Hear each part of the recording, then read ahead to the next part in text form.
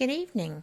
The opinions and statements voiced by our guests do not necessarily reflect the opinions of this network. Enjoy the shows. You are listening to WBHM Digital Broadcasting, the best in paranormal talk only on Paranormal Experience Radio. Broadcasting live out of Birmingham, Alabama.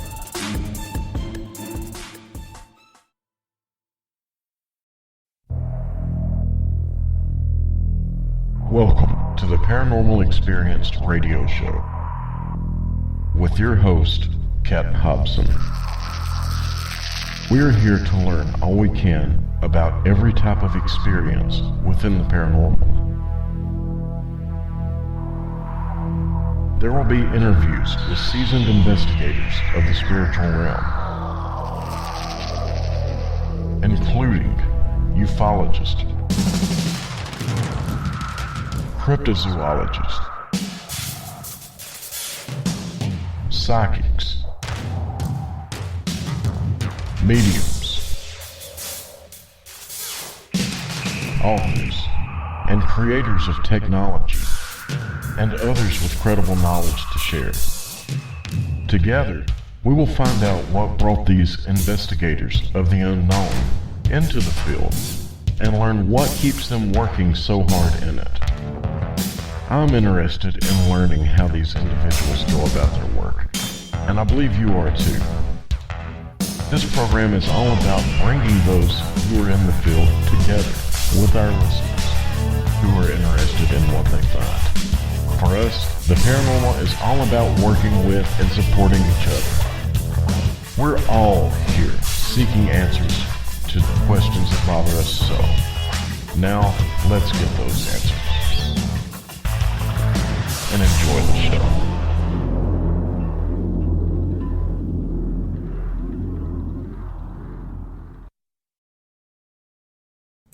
Good evening.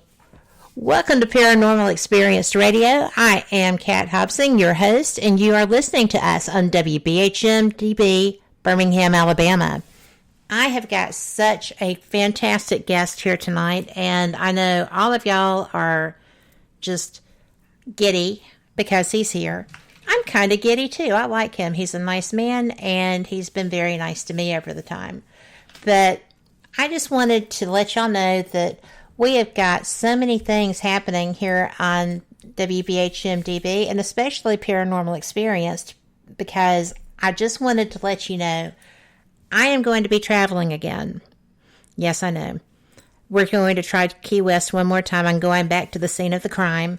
But I am planning, again, my live broadcast from the Key West Cemetery. And I'm hoping that the city fathers and mothers are going to give me permission to be inside this time, because I want to broadcast from where it says, "I told you I was sick." Doesn't that sound just like me, right? So anyway, that's what I am going... Mallard, you travel? Who knew? Yes, I know. But anyway, there's going to be some rebroadcasts. Of course, they'll be fabulous.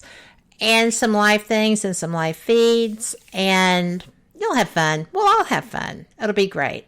So just hang with me on that. Now, we are going to get to the man of the moment. I know nobody wants to listen to me talk anymore, right? But you're going to have to. But Steve DiSchiavi, I am so glad that you are here. Thank you. You're welcome. It's been a hot minute. Yeah, I didn't realize how long it's been, actually, to be honest with you. Yeah. You know, time flies when you're working your butt off, right? Yes, that's true. Well, you do work your butt off. You just got home, right? How long were you on the road? Yeah. The normal 16 days, and then I was back. Got back Saturday. I'm back up this coming Thursday, I think, or Friday. I don't know. It's not next week. I'm back out again.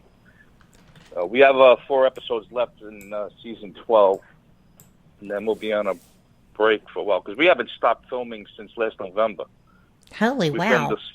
We did seasons 11, and now we're almost finished with 12. We have 4 left, and it's a long time to be without a real break. going living on the road for 16 days and then coming home. Sometimes you're home for only 7 days and then you're back out. It just people that think traveling for work is glamorous, they should try what we do for 6 months and see how much they think it's glamorous. Well, I'll tell you, I watch your feed, and I'm just like, oh my gosh, this is like not anything I would like to do. For a while, I used to have to travel for work, but I didn't have to travel but for a week every month, right? And it was a pain because, you iron, right? You're an ex-Marine, you're a cop, you iron. So I didn't iron because that's why God made dryers. So, but when you're traveling, you can't count that on. You can't count on that. So, and you never know what kind of iron you're going to get. If you're going to get it burned. I travel with a heavy duty iron. Because not only that, I mean, some of these hotel lines leak and they ruin your clothes. Yes, they'll ruin your shirts. Yeah.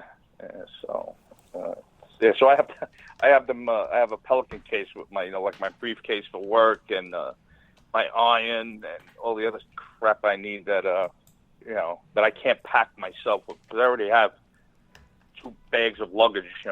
One set just for wardrobe for the show and one for my personal stuff. So it's well, a pain because in the while neck, you are a sharp dressed man during your shows, and you always look so well. Your camel coat. Thank you. I love your camel coat. That is my favorite piece of wardrobe you have. That coat is at least, and this is no exaggeration, that coat's at least 20 years old. Well, it's because you got a good one. I've got a black one, a Perry Ellis. I've had it for that long. I love it. Yeah, I mean, but the good thing about men's style is real men's style, not the stuff this kid did. I call boys today, not men. The stuff these boys are wearing today is not style. It's just sloppy. I don't feel like ironing, and I'm lazy.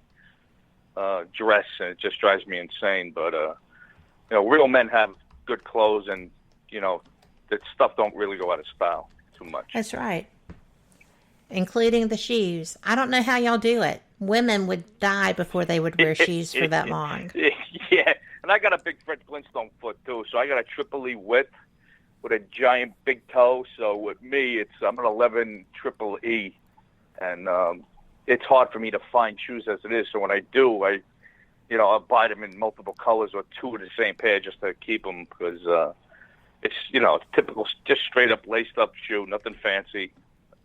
So, but it's true. Men can wear the same shoes, 30 years straight. Nobody's going to say anything. Yeah, when my dad passed, I lost him a couple of Mays ago, actually. But when he passed, he had the same hiking boots that I'd seen forever. He still had his combat boots from when he was in the National Guard. Not the Air Force, those were gone, but the National Guard. He had everything. That's awesome.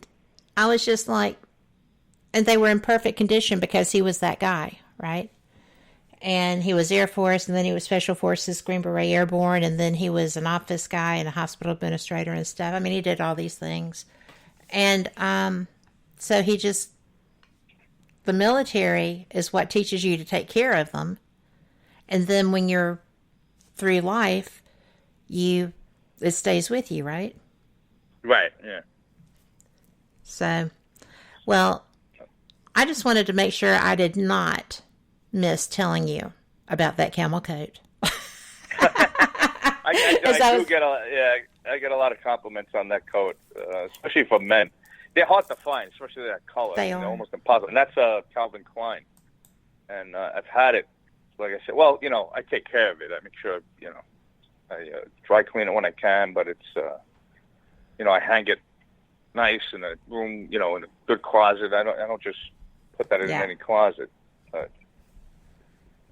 That's why mine has lasted so long too. But, when I got it, women don't wear those. But if I'm in New York or if I'm anywhere cold, that's what I'm wearing. Oh, yeah. Because you can't. Yeah, it's really good. Nothing comes through them. Yeah, it's nice and warm. And the way Dead Files is, if it's not cold, we're not going. Apparently. Oh, my gosh. Y'all have frozen to death this year. Yeah. And in the summertime, you were cool, too. Yeah. I mean, we can't catch a break. I mean, we were in New Orleans last year, the year before, and not in New Orleans. It was the year before that. We were in Covington, just outside of New Orleans. Yeah. And it was the first time it snowed in 25 years. And cold in Covington? Hit the whole South. Oh, that's right, yeah. because I was in Biloxi when it did that. Yeah. There was that cold snap because we went from there to Alabama, and that's where we had that cold snap. Mm-hmm. And I was like, I don't believe this. You know, we can't even catch a break being in the southern state.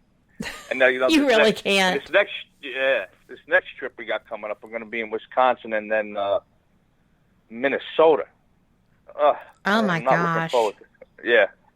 Not looking forward to that. And then the last two will be out in the Tucson area, so it won't be too bad in November. No, that won't. I was just in Phoenix, and it was hot. It was 119, and then but of course there's no humidity. It's still hot, but tell me about it. Yeah, I was in Vegas in June, and it's dry heat. I'm like, you got to be kidding me. Still like you open the oven. Yeah, it was hot. It was hot. Yeah, David was Florida, there. I'll take that heat. Yeah, David was there. He was in Vegas playing in the WSOP in June. And I didn't get to go because my sweet daughter had a 6-week-old baby and broke her arm. Can you imagine? That was so bad. So I stayed and tried to help, and I was hobbling and she was hindering. And Brenda says, "What's that accent?" And that would be Brooklyn, then Staten Island, and now, Florida. Yeah, you are truly a snowbird. You came and stayed. Yeah, no, I'm no snowbird. Matter of fact, I can't stand snowbirds. They annoy the hell out of me. I'm like, either move or don't. Stay in one place, and that's, And they just, and everybody that lives here, all year round, is the time of the year when we're like, oh, they're coming. You can start seeing the transports with the cars on 75, and everybody starts cursing out the window at the truck driver. Like, leave the poor guy alone. He's still a job. Yeah. But we're not looking forward to it. I mean, the businesses are obviously, but for people that live here, it's a nightmare. It really is. Yeah, we have a house in Gulf Shores, and it's so funny because I did spend a lot more time there, but now I do events and stuff. But I still try to. And my friend Brent Burns wrote, if there's snowbirds, can we shoot them? Like hunting. And it was like, oh my God, you did not write that song. It's on one of his CDs. And it's very tongue-in-cheek, and it's very obvious that he is, he's a guy who loves France. He drinks wine. He just, just a singer-songwriter, wonderful man. And even the snowbirds go just to hear him sing that song. Because it's so funny. We call them snow turds down here. Well, I don't rent anymore, so I can be honest about them. So why did you, I don't want to say what town you settled on, but why did you settle on Florida? No, I think it's all right. I'm in Cape Coral. It's funny. I wasn't planning on Florida. So when I was going through my divorce, which is, November would be 7 years, divorced, or separated and divorced. And I stayed up in New York about a year after I got separated, and then when my divorce was starting to come to an end, or getting towards it, it was a long divorce. I said, I got to get out of New York. There's no way I'm staying here. There's no reason for me to stay here anymore.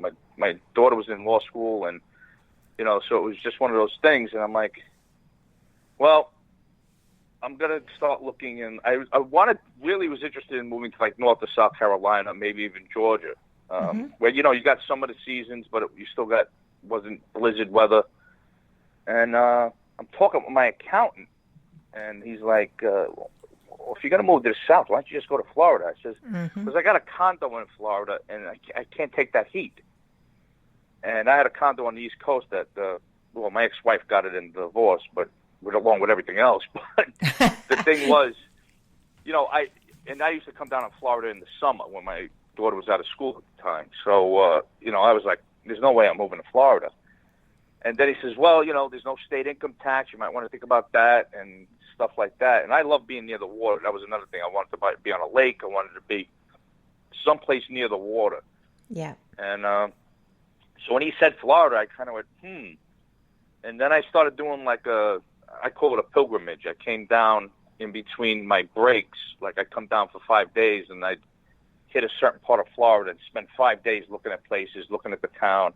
And I kind of worked my way up and down, first the East Coast where my brother lives, but I hate the East Coast of Florida because it's New York with palm trees. It is. And, and you can't see the water unless you're in a condo. Yeah.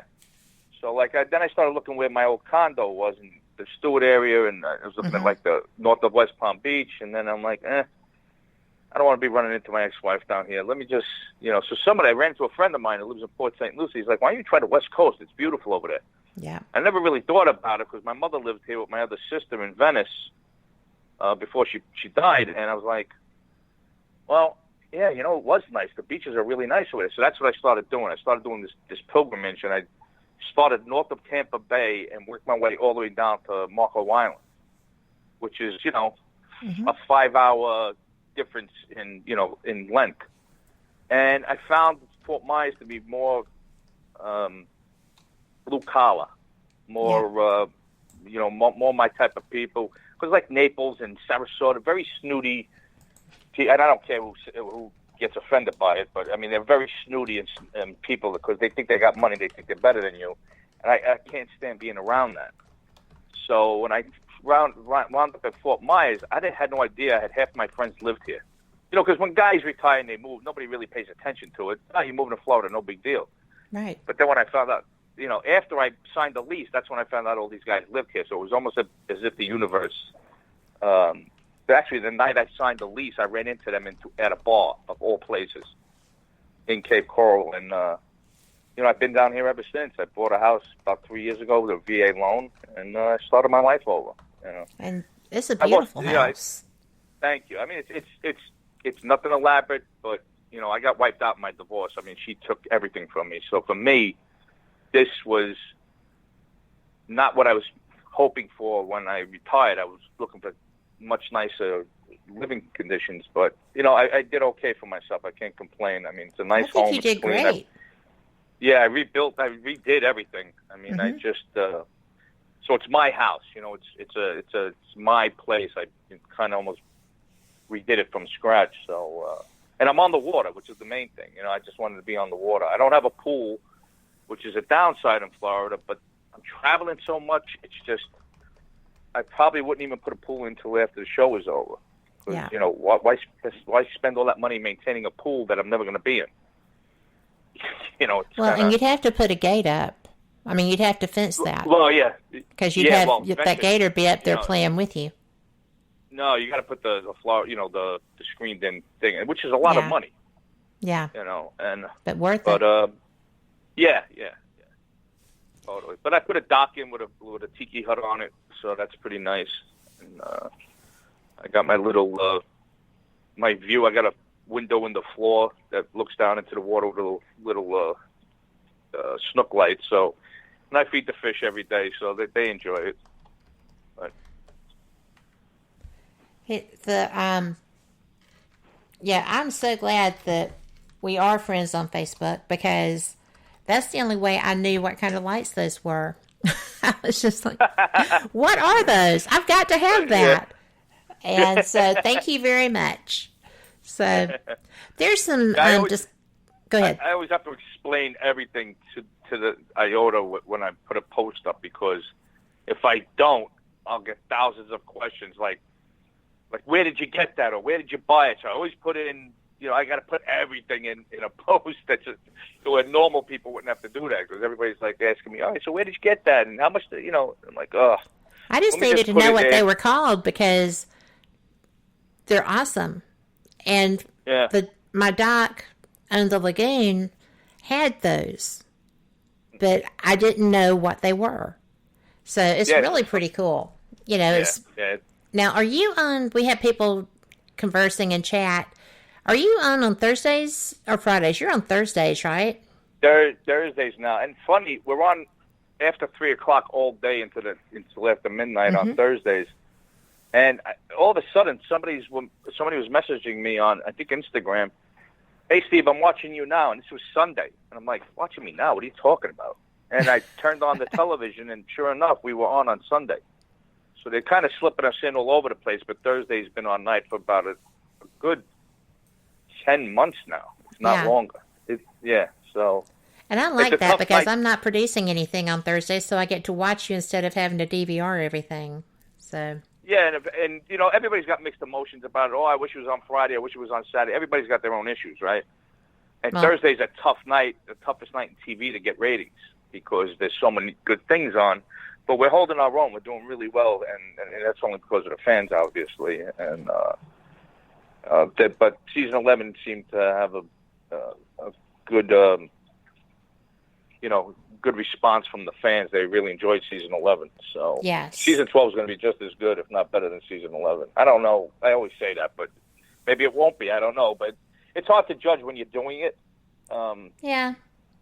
But sometimes I think to myself, well, I don't think this is going to make a great episode, and it winds up being a really good episode. And I'm like, well, I don't know how the hell that happened. We've got to stop. I've got to take a break. So we will be back. Y'all come back too.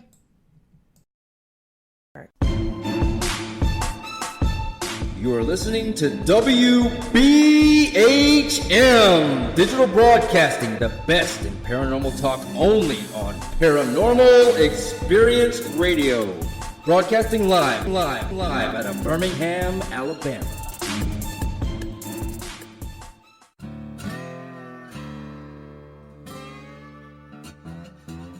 Oh, come on. I'm Southern, but... Nope. That'll do. Hello. I am Kat Hobson, host of Paranormal Experience here on WBHM Digital Broadcasting out of Birmingham, Alabama. I enjoy having guests from all areas of the paranormal, from ghosts to ufology to cryptids and beyond. You'll find some of the best researchers in their fields bringing you some great information. Join me on Wednesday nights from 8 to 10 p. Eastern here on WBHM Digital Broadcasting.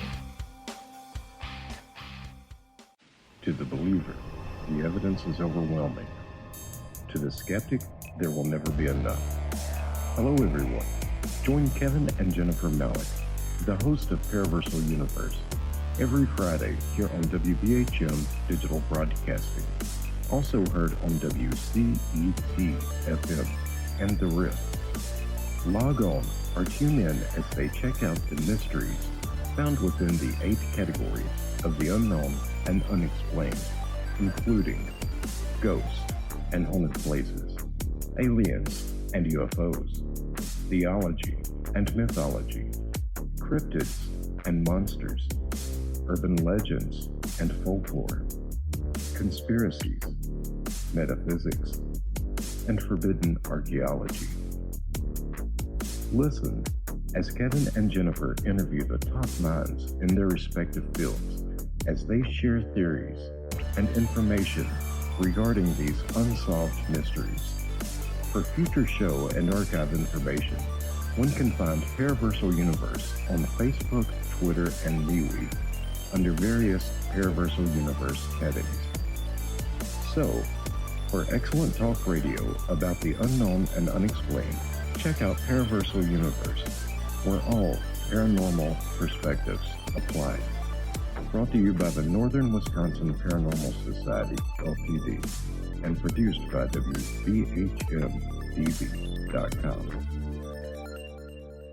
Thank you for listening to WBHM Digital Broadcasting out of Birmingham, Alabama. The time is 23 minutes after the hour.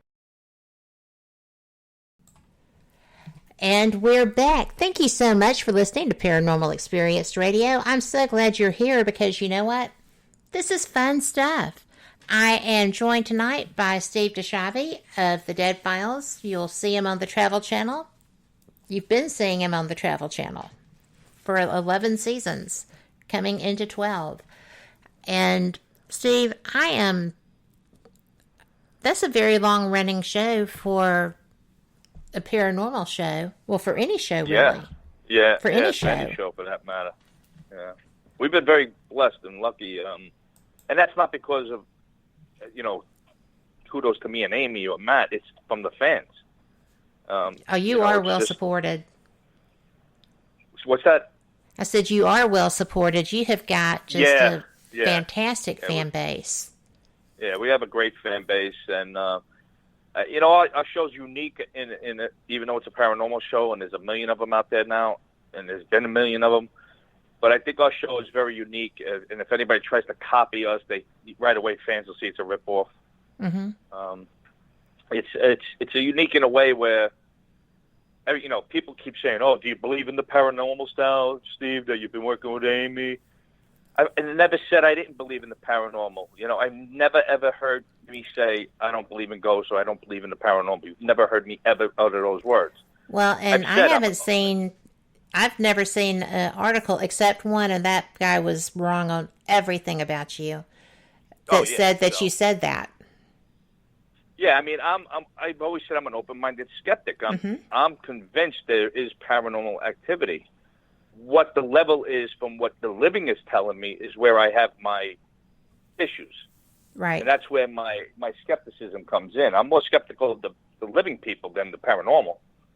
I'm not saying there isn't paranormal stuff going on, but to the extent that they're saying it, I don't know. I don't know if I can buy into it until Amy could say, well, she could verify that whoever lives here experiences A, B, and C, and that's exactly what they told me, then I'll A, B, and C it is. But if they told me D and Amy doesn't say it, then you know what? D didn't happen as far as I'm concerned. Right. Well, because she's very good at what she does. I have, I've never seen you at an event, but I ran into her for a second at Scarefest a couple of years ago. And I did it one year. I did to say hi. At Scarefest and then never went back. I understand. But that is actually, if you're on that star row, that is very up close and personal. And there is very little security. So, I know that you don't have a problem with your fans, but it still struck me that way. I worked as a VIP supervisor for a venue here in Birmingham, and I noticed things like that. And you are a security guy, so you notice things like that too. Yeah, I ran security teams. I ran, had my own PI company where I had security, and I worked security on my feet for years. Part time. There was, I'm my own security. Nothing's going to happen to me. Right. But other people, all it takes is one whack job, and things can get dicey really fast. No doubt. Yeah. And unfortunately, they seem to be feeding the whack jobs extra Wheaties lately. Yeah, no doubt. Yeah, I don't do those events. That's Amy's thing. She's at least. It looks like she's at one a month. She's always at these things. But I don't. It has nothing to do with not wanting to meet fans. I love meeting fans, especially. I like meeting fans organically, like on the street or or Target. I run into fans all the time, and I always have a minute for them, and I'll take a photo with them. I always have time for a fan, unless I'm trying to get on a plane, and I'm running late. But other than that, a lot of times I'll get home after being somewhere, and then like I'm out for breakfast or something. I'll get a message from somebody on a PM, and it'll be like, Steve, I just saw you at the at the Omelet House. I wanted to say hello, but I didn't want to bother you. And I'm like, I hate when that happens because I have no problem. I put my sausages down for a second and say hello. It's no big deal. But you're one of the few, right? Yeah. That is not the reaction that most people have to that situation. Yeah, well, I've worked security for a lot of actors and actresses, and you'd be surprised how obnoxious they can be and how mean they can be. In my opinion, it's mean towards fans, and that always annoyed me because I was like, wait a minute. Without them, you wouldn't even have a job. You know? Exactly. You would not be here if they did not buy what you're putting out. Yeah, you're not curing cancer. Relax yourself. You're an actor. Easiest job in the world. Stop. Yeah. So I just that always annoyed me, and I wasn't raised that way. I wasn't brought up that way. I wasn't raised. You're always polite until it's time not to be polite, right? So right. You don't. It doesn't hurt to take a smile and take a minute to talk to somebody, unless they act like a jerk, and then you got to treat them like a jerk. So I treat people accordingly. You act fine with me, and you're going to get the same back. Yeah. So fans are out there and they see me. Just come and say hello. Just don't be afraid to come on up. Don't worry about it. Unless I'm trying to catch a plane and I'm running late.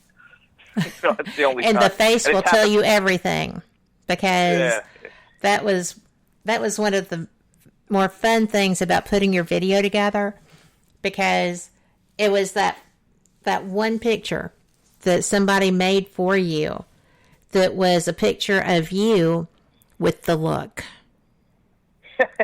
Right? The look. You know the look. And I was just like, oh, I need to put this in here, but somebody else made that, and I don't want to. It's not just a picture that's up. I will grab pictures to make my videos, but that one was special. I wasn't going to grab it. Yeah, so, the look. Yeah. But if you ever have to look with me, I'm gone. Yeah. No, I don't even realize I'm doing that look, because it's not something I try to do. It's just something that happens. Well, it's when you have a bit of skepticism, and it's kind of a thing. Yeah. So, but again, even sometimes with that look, you're one of the most compassionate people I've ever seen do what you do. Well, I appreciate that. Well, that's another thing. People think, oh, he's a hard-nosed homicide detective. Well, you can't be a good detective if you don't have empathy. You can't be good if you don't have common sense, if you don't have a heart. People that have no feelings, I mean, I don't know how people are like that personally. How can you not feel for people if they're going through stress, whether you believe it or not? If they believe it, that's all that matters. And that's their real experience. Right, and that's their reality. And even if you don't understand what they're going through, that's from years and years of me doing notifications as a cop, and or telling a parent that your son was just killed, or going to an AIDA case and there's a dead baby in a crib, and trying to console the parents. I mean, that's not something that it's easy to do. And so over the years, it stays with you too. I mean, it's hard for it not to stay with you, but at the same time, you learn how to treat people that are going through a tough time. Right. You can't be just like, oh, well, just the facts, man, and all this other crap. I mean, that doesn't work. So, and it was annoying because early on when we first filmed the first 2.5, 3 seasons, people like, oh my God, you're so much more empathetic now. No, I was always this way. They just they cut it. Yes. They didn't want me coming off as, I guess, soft in the beginning, and I never understood that. And it kind of annoyed me when people were like, oh, I see you're so much empathetic now, more empathetic. And I'm like, no, I've always been this way. I just, it's called editing. And, if they want to cut it out, it's not my fault. But they realized afterwards that, Steve's showing empathy and fans like that. We'll put that in, too. You think? I know, right? Yeah, I wonder about Hollywood sometimes. I really do. I just sometimes the decisions they make just. Yeah, I don't understand that either. But that's their job. Just like your job is to do your research and to present your findings, and to do it a little dramatically.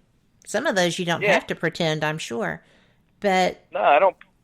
I don't see you ever looking like you're not really experiencing that, especially when Amy says, oh, yeah, there was this man, and, with all these very, very specific details, and you're looking at her like, how do you do that?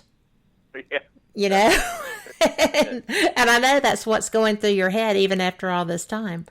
And, you know, it just, because I'm sitting there going, how did you do that? Because I've seen what you were doing with your research, right?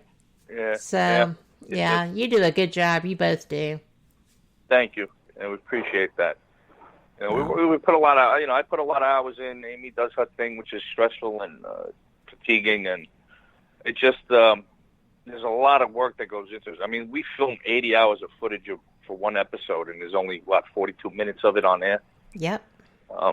So there's long days and nights, and it's not easy being on the road. So when I'm home, like now, the last thing I want to do is anything, but because I live alone, I come home to 20 pounds of mail. I got to go through that. I got to power wash my the concrete in the house. There's stuff I got to do that when I'm home, I'm like, oh, I really don't want to do this. Right. I try to give myself that 10, 15 minutes a day where I do nothing and just chill. Well, I think you've gotten pretty good at the chill. Yeah, I'm a professional chiller. So. Well, I mean, that's one of the other things I like, because when you were in New Orleans, you were doing things, and you were working, and you still take time to explore the places that you are. And your crew is astounding. Oh, yeah. These guys are great. Do a great job. I mean, our show, when you look at it on a theatrical cinematography sense, these guys, it looks like a movie. It really does. The way they film it and the way they all the extra stuff they do, what they call B-roll, they do a fantastic job. I mean, now they've been the last few seasons, 4 or 5 years, they've been using that drone thing. So they really put a lot of effort into doing the best that they can. And I watch some of these other shows for like a half a minute, and I see how just put together a mishmash that the production is. And I'm like, gee, they have no pride in their work. Everybody on our show has a lot of pride in what they do, down to our IT guy, or down to our production coordinator. Everybody has a professional and a real strong work ethic.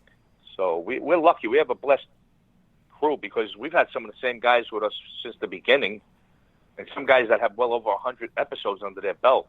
And that's unheard of. That's unheard of in Hollywood, for people to stay on the show that long. But we also try to promote within. You know what I mean? So we try to.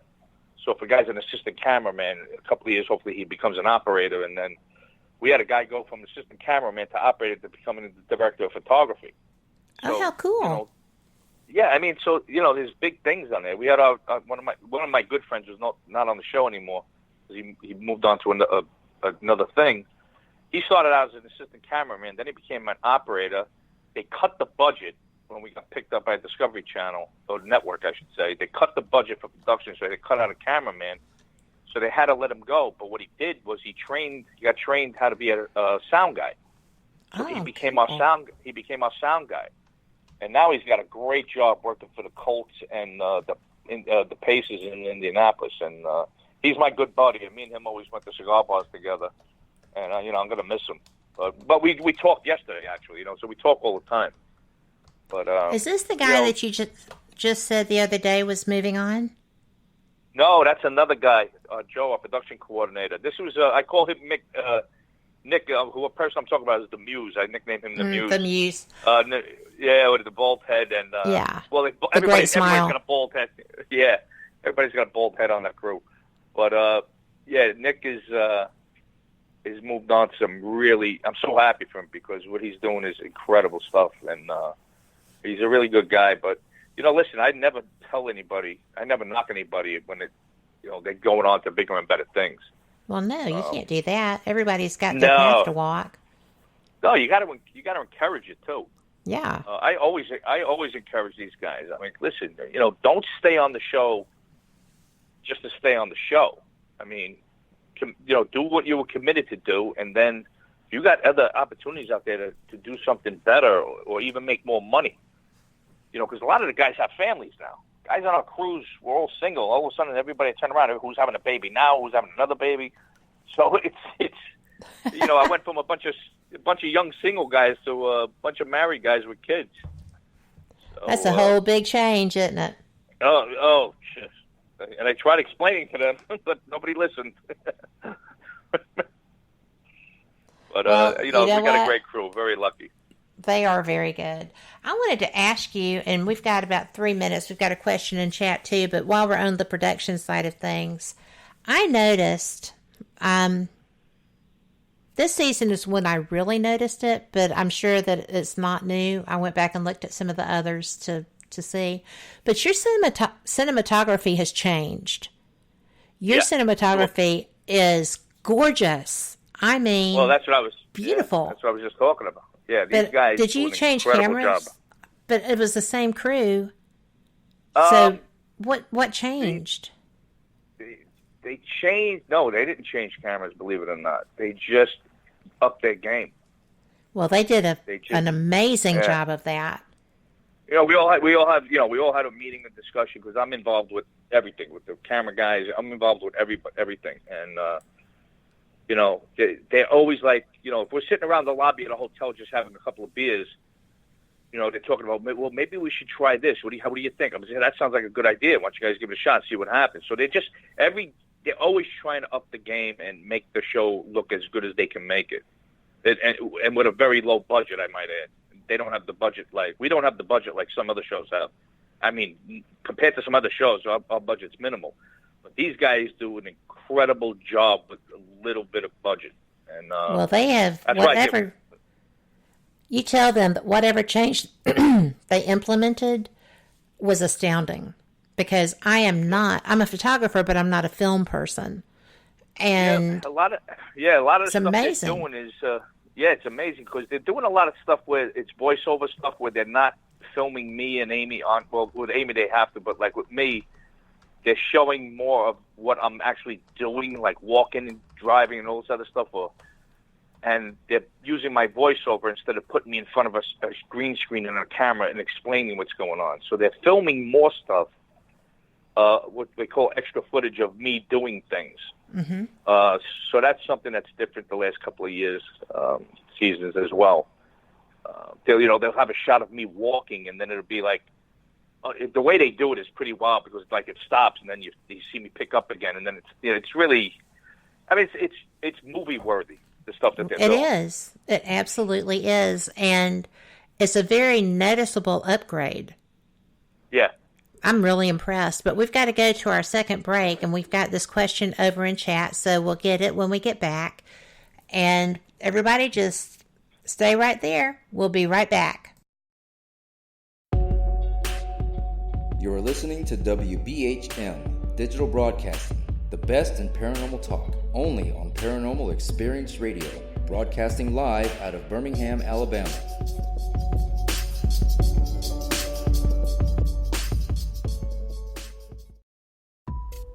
Since 1948, Fate magazine has brought you reports of the strange and unknown, all of them true. Fate Radio is carrying on that tradition, bringing you the unusual, macabre, strange, and bizarre. Join host Kat Hobson Sunday nights from 8 to 10 p.m. Eastern on WBHM Digital Broadcasting.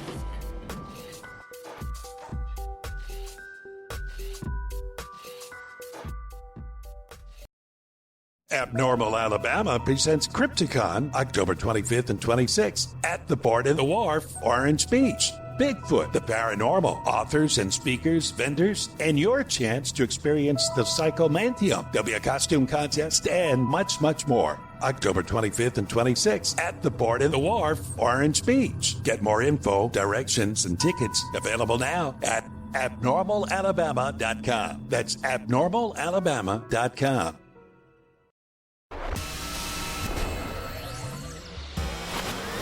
You are listening to WBHM Digital Broadcasting, Birmingham, Alabama.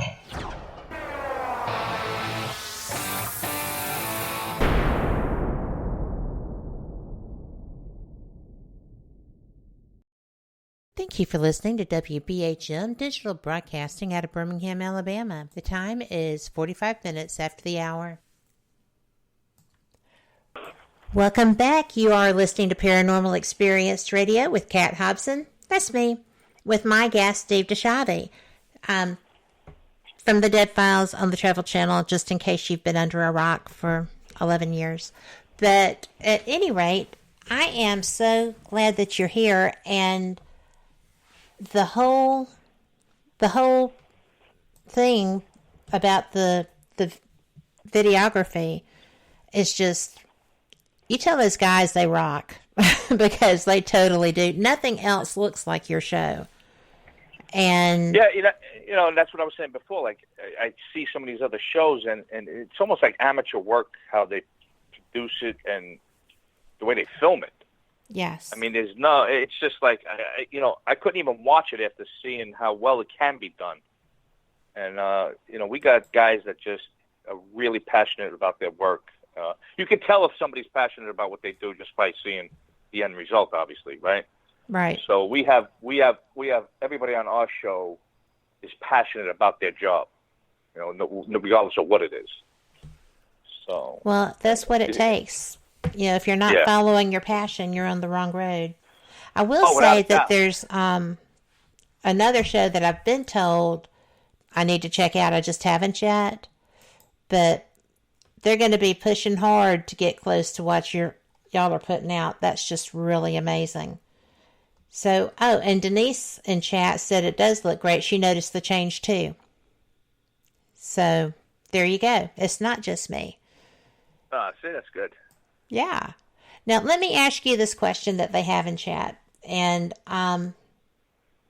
you mentioned it a little bit, but we didn't go into a lot of detail about it.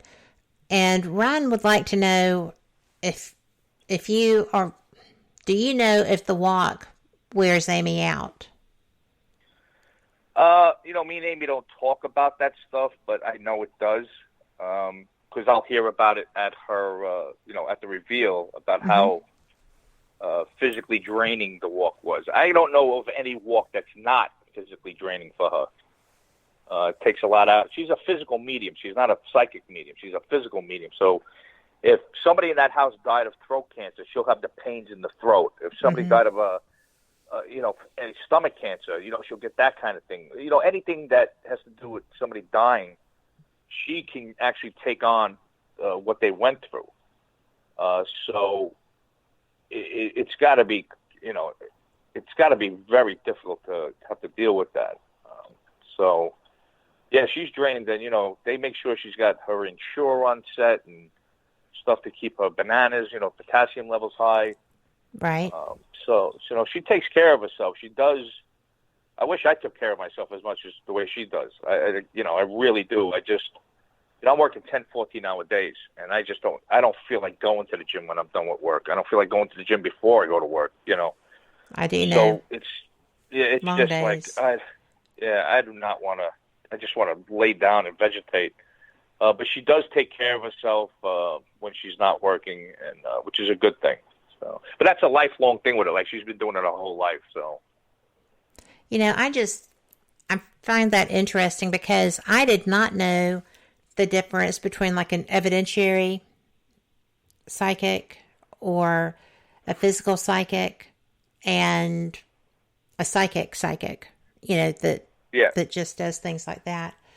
But to me, it's a different thing because I do know that there's a difference between psychic and medium, and she has both of those skill sets, apparently. Yeah, she's a physical. Because she sees. Well,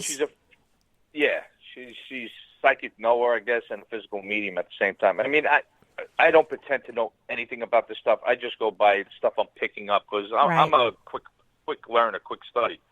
So I pick up the stuff that she talks about. Like when people are talking to me, I can almost envision what Amy's going to say. Like we had an episode last week, an investigation we did last week, and I just knew from working with Amy, I'm like, there's got to be some PK stuff going on with this girl. And sure enough, at the reveal, Amy said, no, you have PK issues, and that's why this, and this is happening. So, but I never tell a client or witness that because that's not my place. And right. Not your color Kool-Aid. Yeah, that's not. I stick to what I do best. I may have inner thoughts about it, and I'm glad when some of my inner thoughts are actually with the cases, because that means at least I'm learning as I'm going. But I never, like, I get hit up every day, 50, 60 messages. Steve, I got this going on in my house. What do I do? I'm like, I'm not the guy, you know. That's not what I do. I can come and research it and tell you what happened there in the past, but you want a website to look for, land management stuff and find out the block and lot for your house? Fine, but I can't tell you what a shadow running across your floor means. I have no idea what it means. It means you got a shadow running across your floor. I don't know. It means you should pick up your feet. Yeah. Yeah, So I don't know. Move. I don't know what to tell you. Some of those people whose houses y'all go into, I would. I have had something follow me home from an investigation, and I've had somebody put something in my home. And both of those times, it was just like, get the heck out. This does not happen. And, the first time it was fairly easy because I had set boundaries, they crossed them, I reinforced the boundaries, and it was over. The second time I had to actually work to fix it. And I was like, dadgummit, this is just ridiculous. And, well, you just got a compliment from Dennis in chat that said you are awesome. Dead Files is one of the best, if not the best paranormal show out there. Well, I appreciate his comment. Thank you very much. Thank you, Dennis.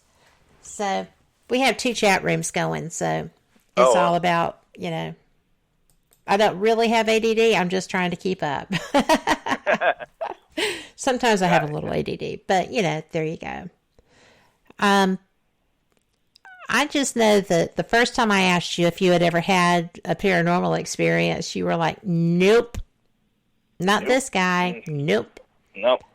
And I haven't had one since we talked last. Nope. Well, do you remember the last time we talked? Oh, that's a long time ago. I can't remember what I ate for breakfast this morning. You were in Vicksburg. Do you remember what you had in Vicksburg? Vicksburg. Mississippi? We never did an episode in Mississippi, or did we? No, you were filming in Covington, I think. Or was it Sicily Island? I don't know. I know we were doing an episode where we were staying in Mississippi, but working in, was it Louisiana? I think you were in Louisiana.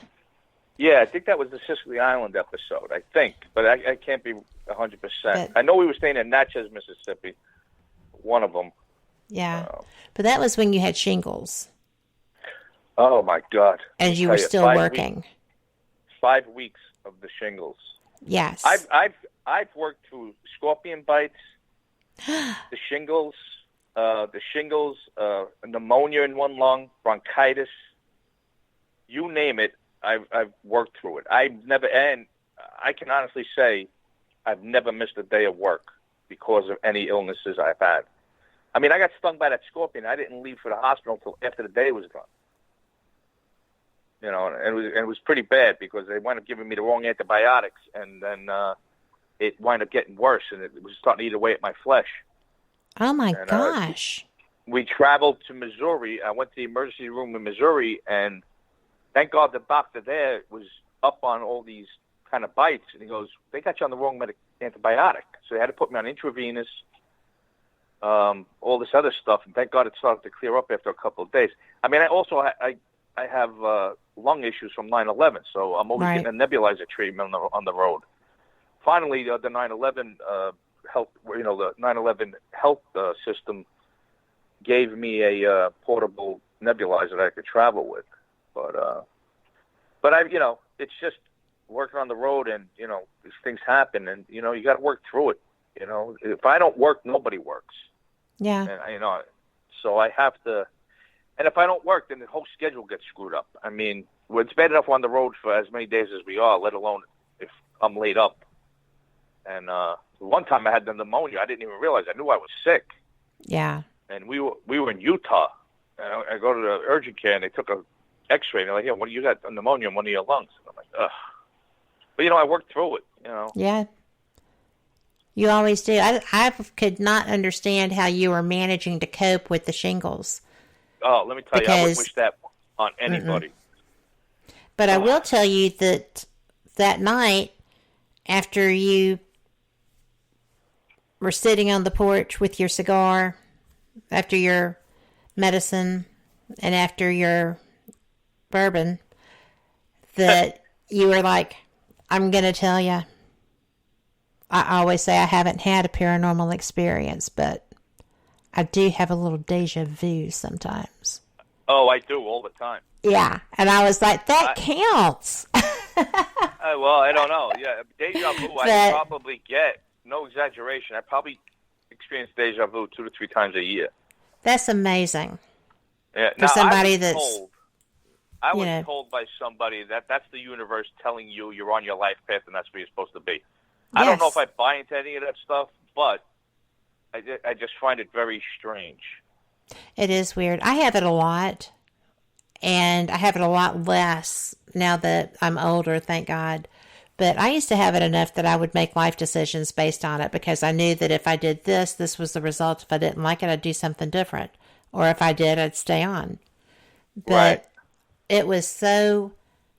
I mean, I think it's there to... Like you were told to reinforce you, and in my case, it was there to protect me from my idiot self because I was younger, right? Sure. But I do think that that's what it's there for, is to help guide you on your path or reinforce it. What I was told it tells you that you're on where you're supposed to be. Yeah. So I think that's a good thing. I don't know. It just maybe, I can't explain it. And it's nothing prolific where I knew this, I had this, God forbid, I had an accident or anything. It was just something silly. Like I'm standing around with a couple of people and something said and it's like, oh my God, I just experienced this happened deja vu. before. Yeah. And, I've had it my whole life. I mean, I can go back as far as when I was a teenager when it was happening to me.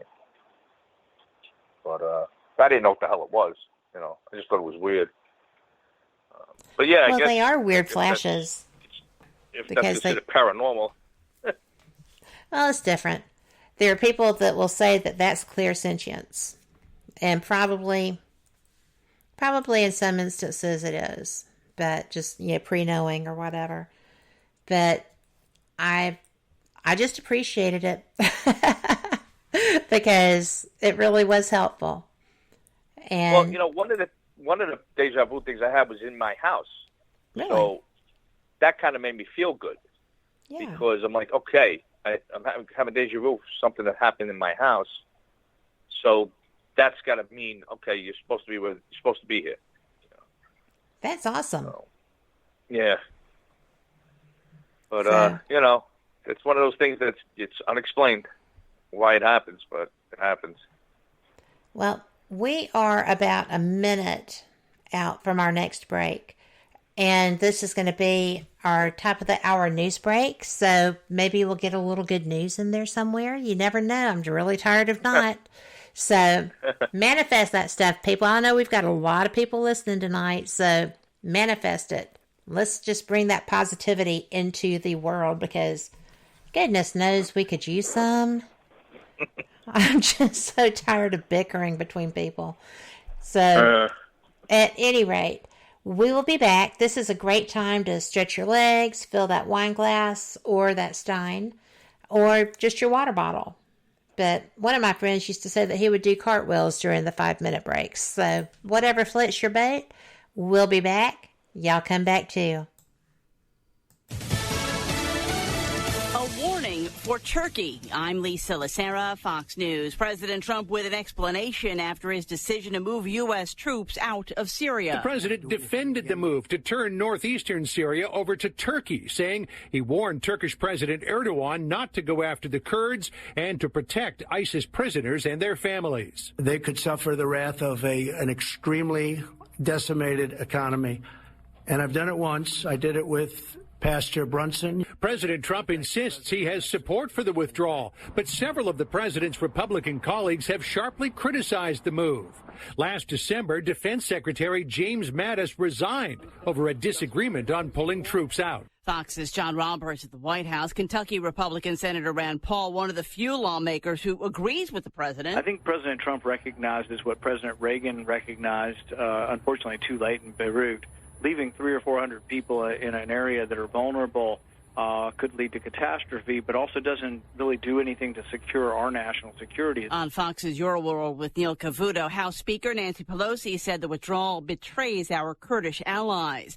The president lashing out after a second whistleblower has come forward with information about the call he had with the leader of Ukraine that's led to the impeachment inquiry. Fox's Steve Rappaport has more live. Lisa, the president during a military briefing saying he's not at all concerned. The call was a perfect call. You had stenographers, you had people that took it down exactly. It was a perfect call. It's just a scam. This is a scam by the Democrats to try and win an election that they're not going to win in 2020. The president even upped the ante, tweeting over the weekend, "Keep them coming." Unlike the original whistleblower, an attorney for both of them says the second whistleblower has firsthand knowledge of key events surrounding the phone call and has spoken with the intelligence community's internal watchdog. Lisa? Thanks, Steve. America's listening to Fox News. If you don't know your numbers, you don't know your business. That's the problem growing businesses have because of a hodgepodge of business systems. One for accounting, another for sales, another for inventory.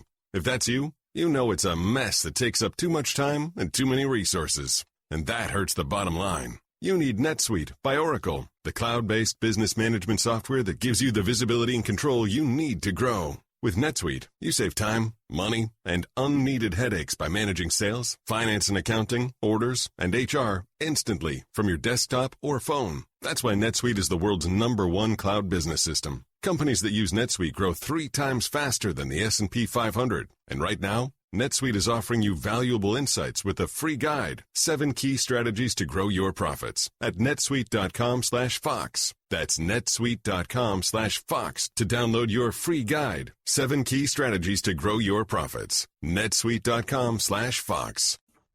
An attorney for wildfire victims told a judge in California they deserve more money than a utility company plans to give them. Equipment owned and managed by Pacific Gas and Electric has been blamed for many of California's recent wildfires. Expecting to owe billions of dollars in liabilities, PG&E entered bankruptcy. Last month, the company announced they'd reached a settlement offering $11 billion to insurance companies and $8.4 billion to victims, including local governments. Those were numbers that nobody had agreed to. Those numbers were far lower than the actual losses that people have suffered. Victim attorney Cecily Dumas told the judge the real amount should be $13.5 billion for victims. Jessica Rosenthal, Fox News. Michigan Governor Gretchen Whitmer expressing concern over the growing impact of the United Auto Workers strike against General Motors. She visited workers on the picket line today as the strike enters its 4th week and is urging both sides to find common ground as quickly as possible. A major grocery chain will no longer sell vaping products. Kroger is the latest retailer to stop the sale of e-cigarettes at its stores and fuel centers. The move comes a month after Walmart said it would halt the sale of e-cigarettes and electronic nicotine delivery products. Amazon also said it would take down vape paraphernalia from its website. The rise of young e-cigarette users in the States, along with a series of severe lung illnesses and some deaths tied to vaping, have triggered a backlash and heightened regulatory scrutiny. Hillary Barsky, Fox News. Drugstore chain Walgreens also announcing it will no longer sell e-cigarettes at its stores. For the first time in its 136-year history, the Metropolitan Opera has begun regular Sunday afternoon stage performances in an effort to boost ticket sales and revenue. As part of new contracts, the Met has the right to present up to 17 Sunday performances in this season and 27 in 2020-2021. I'm Lisa Lacera. This is Fox News. This news report is brought to you by NetSuite by Oracle, the cloud-based business management software that gives you the visibility and control you need to grow. NetSuite is offering their free guide, 7 key strategies to grow your profits at netsuite.com/Fox. Welcome back to WBHM Digital Broadcasting out of Birmingham, Alabama. The time is 5 minutes after the hour. Welcome back to Paranormal Experienced Radio. I am Kat Hobson, your host, and I am joined tonight by Steve DiSchiavi. If you have been in Czechoslovakia or something and didn't have the translation to know, he is one of the stars of Travel Channel's The Dead Files. He is a former Marine. He is retired for the NYPD. He is a retired homicide detective, actually, so you know his investigation training has been just rock solid. He is also one of the men who responded on 9/11, and I do know that, Steve, you had mentioned the nebulizer that you have to use and stuff like that. People who were exposed to everything on 9/11 have had some serious health issues. They've extended the medical. Finally, I didn't think they'd ever get that done, but it's actually coming around now. The repercussions, the finality of some of those repercussions is coming around. I know that you have been losing friends. Yeah, I mean, I had a 5-week period where I lost 5 guys, 1 a week from cancer. Louis Alvarez, the one that was the most, I guess, noticeable because he was on TV with Jon Stewart. Louis was a former Marine. I knew him well, and my buddy Ray, who you always see on my Instagram and my Facebook with me, him and Ray worked together in the bomb squad. And Louis was a great guy, but to see him on TV, and I hadn't seen him, and to look at him and how emaciated he was, it was heartbreaking. But it's not just Louis. I mean, every week I'm hearing about, I just got diagnosed with cancer. I'm going for treatment, or this guy died, that guy died, this woman died.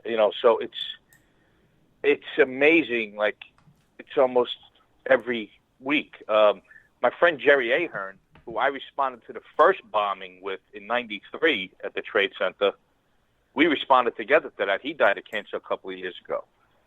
And, Jerry was 3 years younger than me, so he died in his late 40s. And,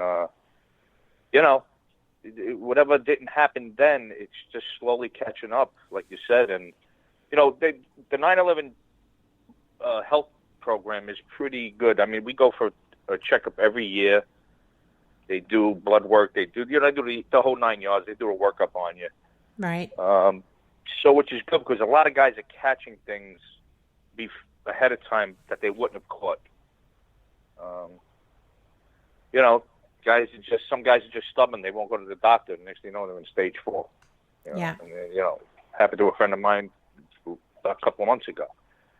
He was just too stubborn to go to the doctor, and he wound up going in about 6 weeks once they found out. So, yeah, it's something that, I hate to say you get used to it, but when you hear it, you're not shocked anymore. Yeah. So it's, listen, it's just one of those things that when it was going through Congress and there was a couple of holdouts that they want to pass it, I'm like, you know what? They should only have lived through that, and maybe they would think twice about not trying to pass it. I agree.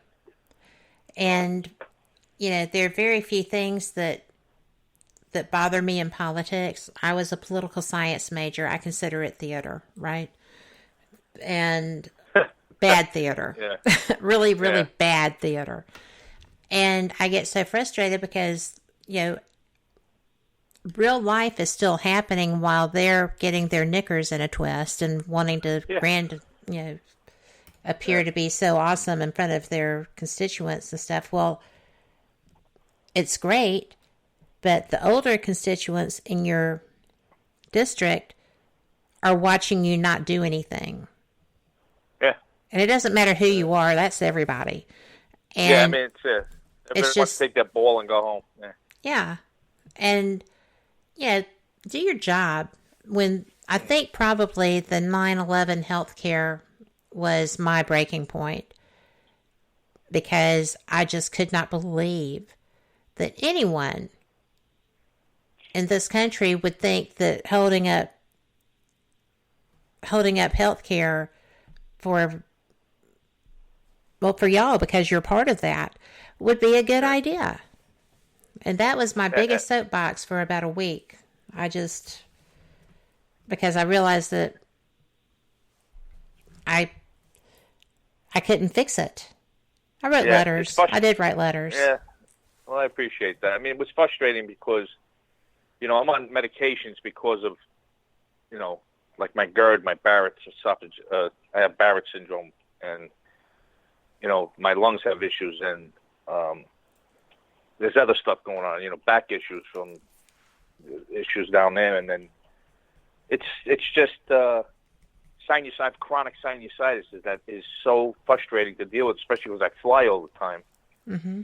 And, so I'm on, I got nose sprays. I got this inhaler thing. I got, all kinds of other stuff I got to take for my stomach. And it's like all this stuff, thank God, is paid for by the 9/11. The government pays for these medications. But what happens if they or even all the doctor's visits are paid for by the government because of it's covered under, once you're certified, I should say, for an illness, then that illness is taken care of. But when they were going to take that away from us, now that, that's something that would have to go back on my insurance, which thank God I have insurance. But, it shouldn't be that I got to pay out of pocket for certain things because I didn't want to respond that day, but I did, Nobody wanted to have to respond. Right. Exactly. This was y'all doing what y'all had to do. But the thing is, it happened. We did it. Now take care of your people. It's that simple. The way they want to give away, and I don't want to I'm going to get political. Like they give out welfare like it's candy, but they don't want to take care of people that legitimately need help. I mean, it drives me crazy. 22 veterans a day commit suicide. Yeah. And nobody cares. Yeah, I work with a group, not in the open, but I do work with a group that deals with that stuff. Even there's a lot of cops that kill themselves too. I mean, New York City had just insane amount of. I had two good friends of mine killed themselves back 2 days apart, and I was like, "What the hell is going on?" Yeah. And I think it was the 12 guys last year killed themselves in the NYPD. By the end of this year, it'll be 15 or 16. So that's just one department. It's countrywide, and it happens all the time. And nobody talks about that. It's like the 800-pound gorilla in the room. Nobody wants to talk about it. So. Well, I wouldn't know that if I didn't know Santiago Cirillo, who is an actor based out of Nashville. He used to be on Walking Dead, but he does paranormal things now too. And I met him at a convention, and I actually had him on my show. And he's who educated me on that, because he is very involved in doing that and working with that and drawing attention. So, you kind of have to acknowledge that there is a problem before you can fix it. Yeah. And I mean, they try to put me on all kinds of PTSD medications, and because I don't sleep. I get very little sleep. And I want to thank all the fans that make me know that I look terrible because I look tired all the time. I'm like that. So let me just say thank you right now for bringing forward stuff I already know. But thank you for letting me know I look terrible because I'm tired all the time. But it's one of those things where it's like, if I get 3 hours a night straight, that's a lot. And that's not just me; it's everybody. It's all the guys I know. Yeah. And it's just, and then working on the road and being in a hotel and the bad beds and lousy pillows and just adds to it. It makes things worse. That's why people go, well, I guess you can't wait to get home. Yeah, I want to be in my own bed, my own shower. Yeah. Being on the road sucks. I mean, I don't know why people think it's so glamorous. I mean, maybe if I was traveling for leisure, it would, it would be great. But they think I'm out there they think I'm out there, visiting sites and doing. No, I get 1 day off the entire. I get a day and a half off the entire 16 days. So no, I don't really have a lot of time. If you see me after work at a cigar bar, fine, but it's not like that's my whole day. Not even close. No. So, I have learned there's a lot of hurry up and wait stuff that goes with that. That is my biggest. Oh, I hate it. Drives me absolutely. I can see that. Absolutely batshit crazy. I get nuts because I'm like, you just turned what could have been a 6-hour day into a 12-hour day. Yeah. You know, because of sound issues, the lighting. Oh, we got to wait for the clouds to go away. And, you know, nonsense stuff that just drives me absolutely insane, you know. But, you know, it's all part and parcel to what you do. And they make you look good. Yeah. And, you know, the other part is when I'm interviewing people, a lot of people are nervous being on camera. Yes. And it's not easy to talk to people that are nervous on camera. But, you know, it makes a 45-minute interview turn into a 90-minute interview if that happens. So a long day gets longer. But, you know, I can't blame. I personally don't understand being nervous on camera. I care less about the cameras. But I guess if you've never been on camera, it's an issue. So well, I don't know if it's really the nervous, right? I think it's just that if you don't get a run through, and if you're getting information that's going to be that long of an interview, you're not going to get a run through. Well, and I helped them out though. You know, I try to help them out as easily as possible. But the problem is producers need stuff condensed, right? Yes. And you know, some people you tell them like I'll give you for instance, and I'm not going to mention names, obviously. It was a while ago. I was talking to a guy about a fight between Native Americans and settlers. And let's say, I'll give you for instance date. It was October 12th, 1845. These settlers and the Native Americans area got into a battle. Okay, that's all you got to say. So what happened? On November 4th, 1955, I'm like, what the hell? What happened to October 12th, 1845? You know, like he just came out with a whole different altogether. And he must have did it 20 times. I was going to kill this guy. I was going to wring his neck. Like, bro, I'm going to kill you. I says, October 12th, 1845. You got it? Yeah, I got it, Steve. Don't worry about it. Okay, so when and what happened? On October 16th, 1891. Oh, my God, what is wrong with you? And this you should have stuck a sticky up on your head with the date. Oh, my God. It went on for almost 40 minutes with this. And I was going to, you know, and of course the producer's like, I'm like, why can't I just say, you know, because I knew the history. I'm like, why can't I just say, so I understand there was a battle on October 10th, 1845. What happened? No, it's got to come from them. I'm like, oh, okay. It's got to come from them because I can't know anything, right? And I'm like, oh. It was just driving me absolutely insane. And, you know, and that makes it more frustrating. It makes the day to be even longer. And it's like, oh. And then there was other issues, you know. He kept moving off his mark. He kept swaying one way. And I was like, oh. And the camera guy's looking at me, and he, you know, like, tell the guy to, you know, trying to give me the nod. And I know what's going on, so I try to direct things myself. And but it's pretty funny. That is pretty funny. It's part of what you do. After a while, I had to laugh about it because I'm like, you know, I asked him, is there something wrong with you? I flat out asked him. I said, is there something, you know, mentally wrong with you that you can't figure this out? No, I'm just a little nervous. I'm like, okay, all right. So it's just, you know, we had one guy, we had actually put notes up on, we were doing an interview in a church pew, and he was talking about his own family. It's not like he was talking about something he had learned about. It's something he knew. We had to put notes up on the inside of the pew. And if you look closer, you can see him looking down at the pew and looking back up. And I'm like, this was a while ago. And I'm like, you know, I'm going to kill this guy too. It's just, I'm like, bro, this is your family, right? You know all this stuff. So what's so hard? Well, you know, it is nerve-wracking. Yeah. And it is, it's your job, right? You do this every day. But I have friends that have been on other shows, and it's like constantly, they're like, oh, I just can't do this. Oh, I just can't do this. And I would be like, oh, I can do this. They may have to fix things, but I can do this. You know, they fix things. Nobody gets that. No, and we try to explain to them, listen, there's editing. Don't worry, we're going to make you look good. You're not going to look bad. So now we kind of do things a little pragmatically and kind of do bites of an interview at a time so they don't have to go through the whole thing, and try to make it easier on them, you know? I do, but you know what? We are up on our break. I can't believe this time is going so quickly. But we will be right back. I know, right? That's because we're having fun. But we will be right back, and y'all come back.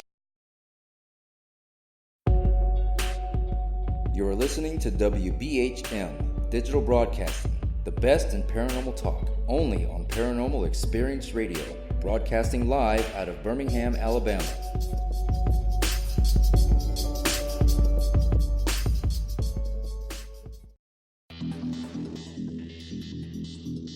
Several U.S. presidents are on record talking about the UFO mystery. Yeah, Presidents Jimmy Carter, Ronald Reagan both had UFO sightings of their own, but the current presidential campaign might be the first in which UFO disclosure has been championed by a major party candidate. DIA, CIA, it moves around, is operating a program to train psychic spies to spy and use their powers against Russia. John Ronson writes about this in The Men Who Stare at Goats. The first known sighting of a ghost took place right after Abraham Lincoln was assassinated in the late 1860s during the administration of Ulysses Grant. Project Paperclip, Clinton releases it all in 1998. Possibly the unequal cooling of its surface. I say, do you still think it's a meteor, Professor? I don't know what to think. The metal casing is definitely extraterrestrial. It's a place where UFO hunters and scientists gather to examine paranormal activity in the region. Some of the documents, this is bringing Nazi scientists into the United States to work here. So we fought against the Nazis, and it's not, this again is not a revelation. As early as 1947, 1946, we knew some of this, right? On the paranormal, will we see U.S. President Barack Obama's foreign policy go intergalactic in a quest for gold stolen by aliens? We'll tell you at least how the White House responded to claims the chief executive has been teleporting to Mars. But let's get to today's Capitol account. UFOs, hauntings, psychic abilities, conspiracy, ESP, cryptozoology. There are many things that remain unexplained in the inexplicable world around us, and we're talking about them here, looking for answers on WBHM Digital Broadcasting, Birmingham, Alabama. The truth is out there. Thank you for listening to WBHM Digital Broadcasting out of Birmingham, Alabama. The time is 23 minutes after the hour. Welcome back to Paranormal Experience Radio. I'm Kat Hobson with my guest, Steve DiSchiavi. And Steve, we have been talking about everything. And pretty much.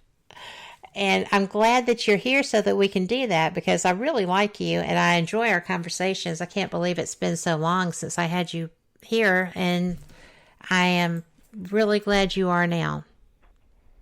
Well, I'm happy to be here. Enjoy being on your show. Thank you. It's been a long time, right? 5 years. Right at it. Well, that's when I just moved down to Florida, so... You had just moved down, and I actually knew where you were talking about because my uncle had a house in Fort Myers. And so, and I like going to,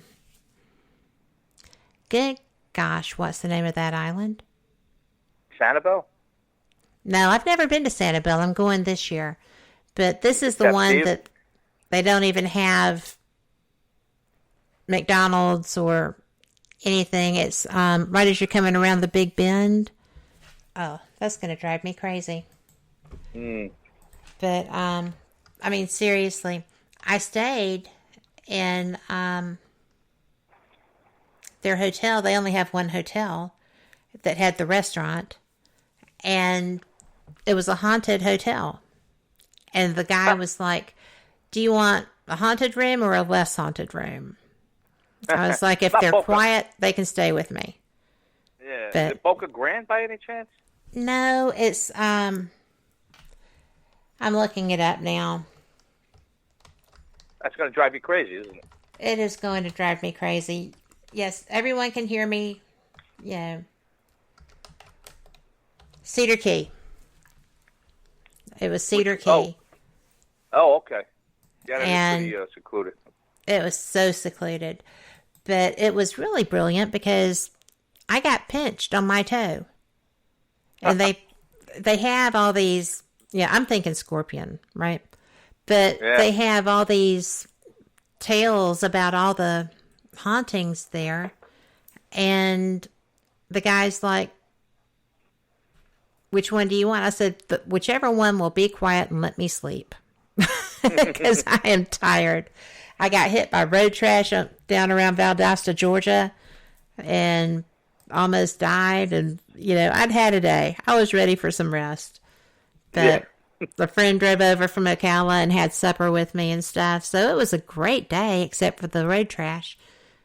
And, so I didn't know if you were up around there or Bradenton or where you were. And then when you said, well, I'm right by Fort Myers, I was like, gotcha. I know where that is. So. Yeah, it's nice. I like this area. It's where I live in Cape Coral. It's what we call a cop coral because there's almost So every many. retired cop. Yeah. It's the lowest crime rate within the region, within 70-mile radius, and Wonder why. exactly, and even the cops that work in the city live here, and even the sheriffs that work in Lee County live here. So, it's good for school districts and stuff like that. But it's a nice, quiet little. Well, it's not. It's the fourth largest city in the state, but it's not as populated as most cities are. But it's my little. I never would have in a million years saw myself living in this kind of quiet town. And quiet, obviously coming from New York City, this is extremely quiet for me. But after living in New York all those years, this is exactly what I wanted and didn't realize it. Like I don't like crowds. I don't like big cities. I really don't. I worked in the biggest city in the world. I just, I'm not a person. I don't like crowds. I don't like a lot of hustle and bustle. But when you're living and working in it, you don't pay attention really to it. It's just the way it is, right? Yeah. And when you get away from it and then you go back, you're like, how the hell did I ever live and work in these conditions? And when you leave it, I had one of my father's brothers, my uncle, moved to Florida many, many, many moons ago. They're all dead now, but every time he come back to New York, he says, I don't know how you live here. And I never understood what he meant by that. Like, I was like, what do you mean? Why are you knocking, Brooklyn? Because we lived in Brooklyn. Right. Because why, And then I didn't realize now after I moved, I'm like, now I know exactly what he was talking about when he came back to New York. Especially like he was coming from Florida and driving up, and like he couldn't wait to get out of there. And I'm like, oh, that makes me feel better. I don't understand it. And then as you get older, you realize, what people are talking about. But, yeah. Well, I was in my 40s the first time I went to New York. And it was amazing. But I was lucky, right? Because I took my daughter up to do a master theater class. One of my friends lives on Central Park. And he made sure that I knew how to use the subway. Yeah, you got to use the subway. Yeah, you have to use the subway. And, although after a while, after going up the next time, and I just was like not in the mood, I told my husband that the train was down, so I had to take a cab. So I used cabs the whole time. But but not the whole time because I like the subway. I think people are interesting and funny, and I only had one person be a schmuck, and that was, we were out in, she lived in Brooklyn. We were looking at an apartment in Queens. She was going to move out further. And the guy was having such a bad day, and it was on one of the really high platforms with no rails, you know? Yeah. And he gets off the train, and he makes eye contact with me, which was unusual. And he flips me off with such a face. And I'm like, yeah, I got that too. You know, you're not the only one. But I just thought, you know, this guy could probably be a psychopath. I should probably just leave him alone. Or he's had a bad day. Either way, he doesn't want to bother with me. So I just ignored him. You do have to have your radar up when you're in New York City, though. You know, Yeah, well, you do. anywhere, but in especially New York, there, because they're very good. They are very good. And, you know, the kid worked over on 57th Street. So she had quite a ride. And it was just like, geez, this is crazy. So, but yeah, New York is not my cup of tea anymore. You know, I think everybody that, you know, people are, I wish I can go to New York. Well, go, enjoy it, but and then go home and enjoy home. Yeah, imagine living there and working there and dealing with the streets. And then again, you know, I had a different view of the streets. I had the cop view of the street, which is totally different than a tourist. So, you know, I got to see all the good stuff. And I'm being sarcastic. So, but at the same time, you know, it made me who I am.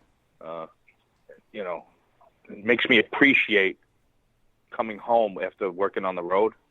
Mm-hmm. I really appreciate, like when I first started doing the show and I was married and I was living at home in New York, I was like, I wasn't happy to go home because I hated New York. I wanted to move out. My ex-wife refused. And I hated going home. And the more I hated going home, the more resentful I became of being there. Right. And it just, you know, just when you don't like where you live, Jesus, that can make life even worse. I mean, it can. You have to be able to have a sanctuary. Yeah, life and home should be your sanctuary, right? Right. But life is tough enough without adding to it by living in a place that you hate. And so for me now, I can't wait to get home, and that's the way home should be, right? That's the way it should be. I can't wait to be at home, be around where I live, and stuff like that. So with my stuff, my place, my bed, my shower, you know, I have a pet peeve with the hotels. I hate taking a shower in a bathtub. That drives me absolutely insane. Because even when I was married, I had my own bathroom, and it was a stand-up shower. I never had a tub in there. So taking a shower in a tub drives me absolutely insane. So as soon as I get to my room, first thing I do is go and look into the bathroom. And when I see a tub, I'm like, it makes my week miserable. Because I'm like, for a week, I got to take a shower in a tub. I'm like, who takes a bath anymore on the road? Yeah. Just put a freaking shower in, like a normal person. So, those are things on the road that annoy me. It's wild, isn't it? The little things. Yeah, it's the little things that make you really appreciate home. Yeah. Then you get on the bed and it's like a rock where the pillows are like sandpaper. You're like, oh, this is gonna be a long freaking week. You should pack a good pillow with your iron. Yeah. No. Well, it won't fit. They only give me a certain size case, and I need all the stuff in that I need for the show. Right. So a pillow is a luxury to travel with. I travel with I travel with a large suit bag and a large suitcase. On top of my briefcase that I carry. It's a lot. I travel with about 100 pounds worth of clothes. Yeah. Because you're on the road. People don't for so long. Well, plus I have to have 8 different outfits. For 2 episodes, I have to have 8 different outfits. So times that for underwear and socks and stuff like that. And in the winter, it's even worse because I'm packing suits. Oh yeah. It just makes so when I get there, I said, "Listen, it's a heavy bag. Just put the heavy tag on it now." You always get that look from the person at the airport, like, "Oh," I'm like, "Hey, listen, You want to go on the road with me? You pack. Yeah, that's right. You do this. Yeah, you do it. That is so funny though, because I am. It like this time of year, I can do a week in a handbag, like one of those little soft-sided handbags. Wow. And, well, because it's shorts and tank tops, right? I'm going to the beach. Yeah. I'm going to Key West. I'm doing whatever. If I'm going to a convention or going to where I'm going to be gone for whatever, it has to be 2 suitcases. Because I have paraphernalia, things I'm going to be giving away, magazines, because I represent Fate Magazine. So right. I have magazines I'm handing out. I've got little bracelets. I've got whatever. And so I've got a step, and I have to broadcast while I'm on the road too, so I have to have my broadcasting equipment and a carry-on. So I have that stuff, and because I'm a girl, you never know what you're going to be in the mood to wear, so I don't have just the suits and stuff. I have outfits and dresses, and you just have to figure it out. Girls are different than boys, but yeah, my biggest like next week I'm gonna have to pack for work, right? I get into a miserable mood because I'm like, I gotta figure out what I'm gonna wear. I gotta check the weather for where we're gonna be, and it's just. And this time of year, nightmare. that changes like nothing too. Yeah. Because we're in a season change. Yeah, and then you gotta, and it just makes for packing. Just makes it. I got it down to a science, like down to like.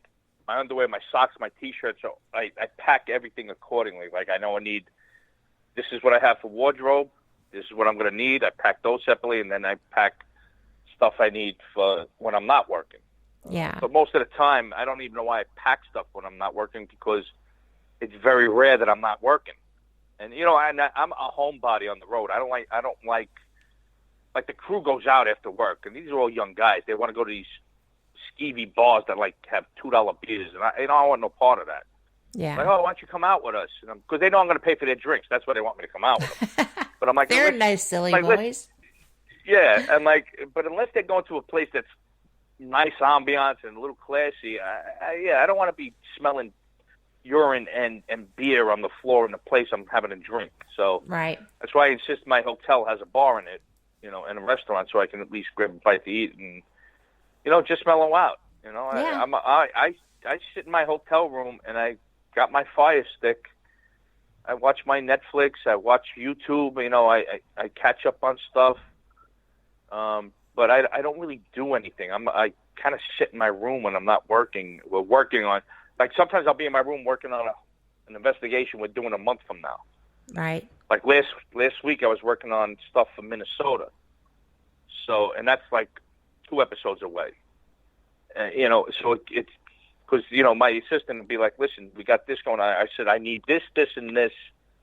Send it to me in a Dropbox. Let me look at it. If it's not what I'm looking for, then you need to, we need to look a little bit further. And half the time I'm like, forget about it. I'll do it myself, and then I wind up spending time doing that. And it's just like, well, all right, I might as well just do it myself, or, they're not understanding what I'm talking about. But, I bet you're a hard boss.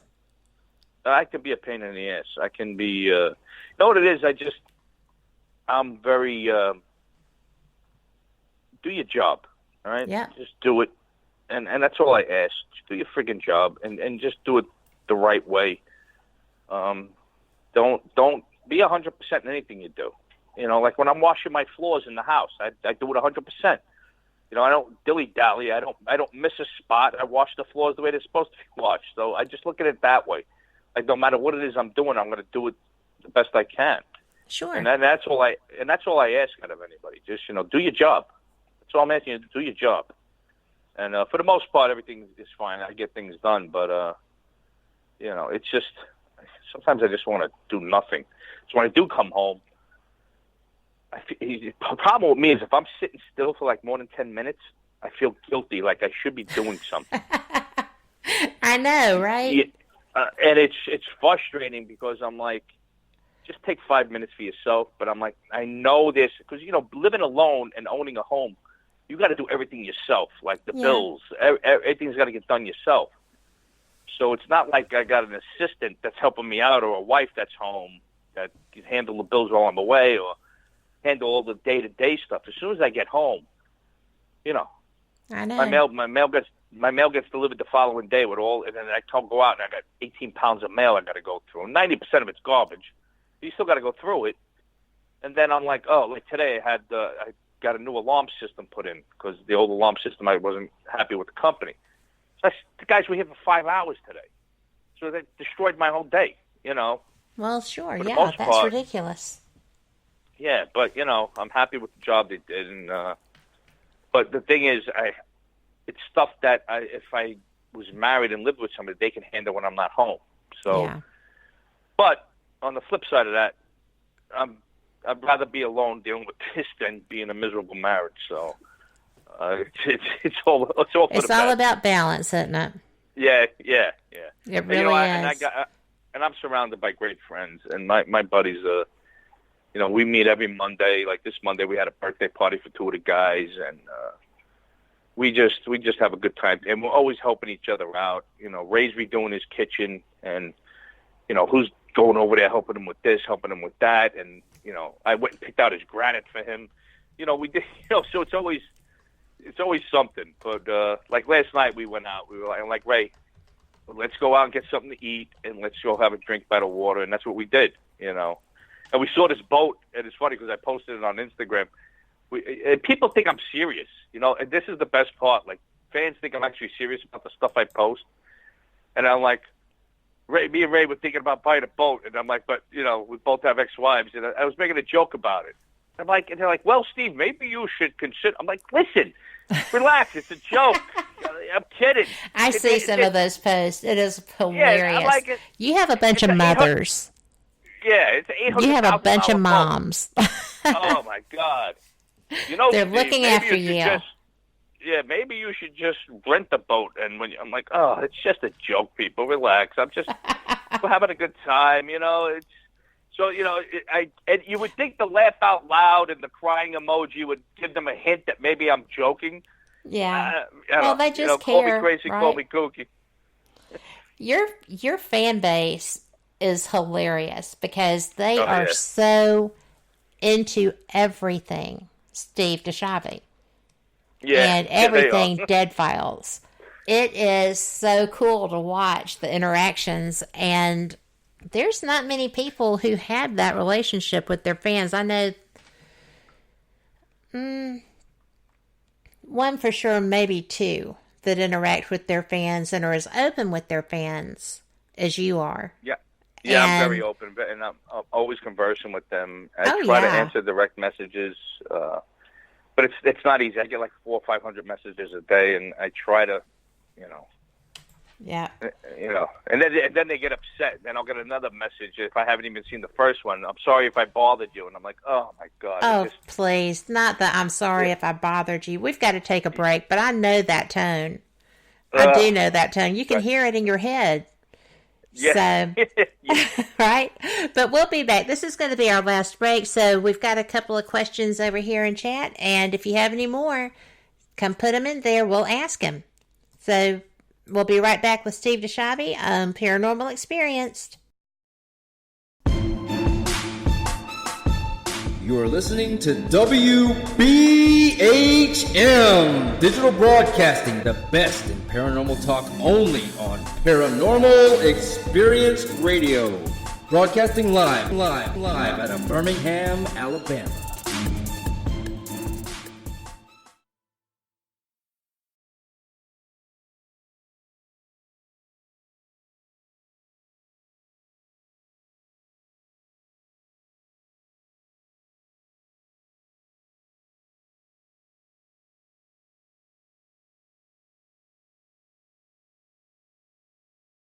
Abnormal Alabama presents Crypticon October 25th and 26th at the Port of the Wharf, Orange Beach. Bigfoot, the paranormal, authors and speakers, vendors, and your chance to experience the Psychomantium. There'll be a costume contest and much, much more. October 25th and 26th at the Port of the Wharf, Orange Beach. Get more info, directions, and tickets available now at abnormalalabama.com. That's abnormalalabama.com.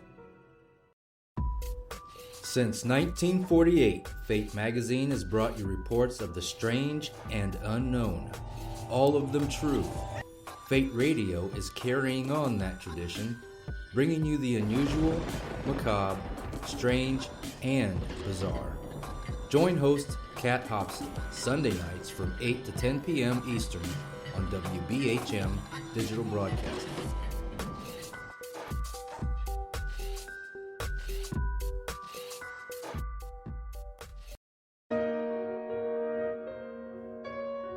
You are listening to WBHM Digital Broadcasting. The best in paranormal talk radio.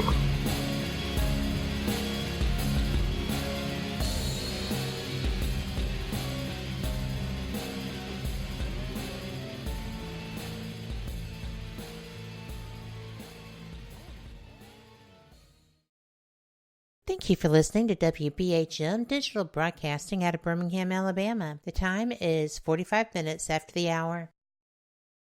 Welcome back to Paranormal Experience. I am Kat Hobson with my guest, Steve DiSchiavi. And here is the question I've told you from chat, Steve, because I hope that you're ready. These are going to be a couple of them.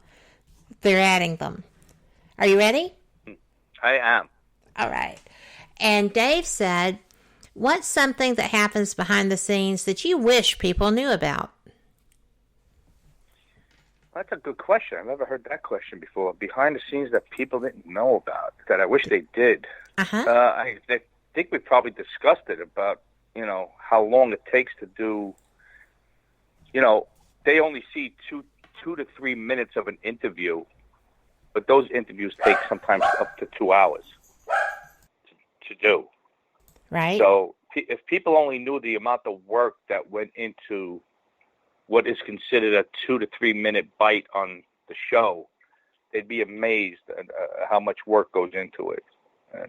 And I think TV shows are taken for granted in the way people don't realize how much hard work it is. And that's everybody, including the crew and me and everybody. But it's very hard, tedious, and it's physically draining to film a TV show. Even though I may look like I'm having fun on the road, believe me, I am not having fun. That I do know. So unless you've been there and understand what it's like, and obviously for insurance purposes, they won't allow fans on the scene of a show, and for privacy of our clients, obviously, it's a very, we never use last names. I never post. Like, if I go on Instagram and post a picture, it'll be in the town we're staying in, but not where we're filming. I'll never say where we are actually filming, because we never stay in the town we're filming in. We always usually stay a town over. Oh, okay. And that's for the privacy of the client. And so we do that on purpose. And that doesn't always work, though, does it? No, 95% of times it does. So, it doesn't work because sometimes we've got to travel up to 40 minutes just to get to the client's house. But, like we were staying in Canton, Ohio last week, but we weren't filming in Canton. So, of course, I put on Instagram, in Canton, Ohio, this, that, and the other thing. And it's like, oh, my God, yes, I know I went to place in Canton. I wonder if that's where it is. And they don't realize that I'll never post the actual town we're filming in until I post something about the show because it's about to air. Well, here you go. Now they know. Yeah. So if you see me post a location, if I'm in a certain state, the location I'm posting is not where we're filming. So just know that. Good enough. He has another question too, and this is good. Okay, it's 2-part. Has there been a taping that was just so ridiculous it couldn't dare? And if not, what was the oddest case you've seen? The only reason something wouldn't air is because it wasn't pertinent. Like I do 20, let's say I do an average of 20 interviews for an investigation. 8 will make it to air, because if it doesn't coincide with Amy's walk, why air it? It makes no sense, because we got the only 42 to 44 minutes of airtime. So there's a lot of stuff that goes on that, as far as something that was hilarious. Well, one poor guy did have a bird crap on him right in the middle of the interview, right on his face. Oh my gosh! While we were doing an interview. Oh no! And the worst part about it is that interview never made it to air. He got crapped on and didn't even get on television. I felt so bad. And I say there should have been some sort of a rule, but if a bird craps on you, you automatically get camera time. Yeah, whether it's pertinent or not, put it on there, because this poor guy had to get crapped on just to do it. I felt so bad for that guy.